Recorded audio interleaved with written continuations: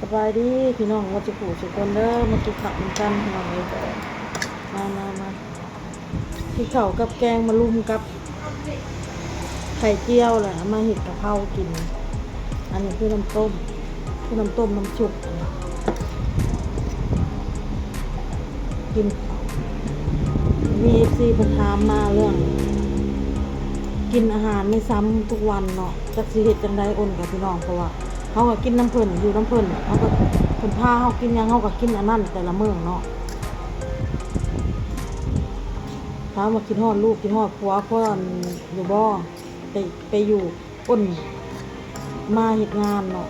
ถามว่ากินฮอดบ่ก็กินฮอดนั่นแหละลูกผัวบ่อยากมาเฮ็ดงานก็ย้อนว่ามันสิคิดฮอดลูกคิดฮอดผัวแหละแต่ว่ามันครอบครัวมันจำเป็นพี่น้องเฮาก็เลยต้องได้มาเฮ็ดงาน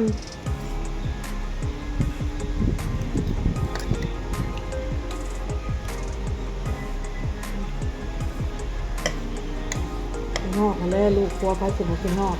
บางทีก็วิดีโอคอลกับผัวสิคอยให้แต่ผัวของผู้มื้อก็บ่ได้มีใครมาฮู้มาเห็นนำมีกับความอดทนเฮาแหละสู้พี่น้องเอ้ยได้ครอบครัวเฮามันผิดพลาดกันน่ะ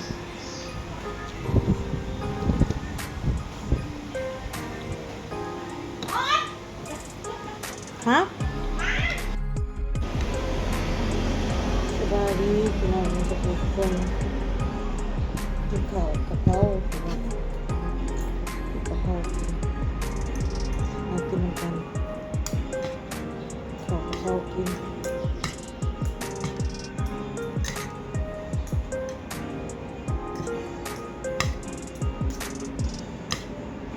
มีน้ำซุป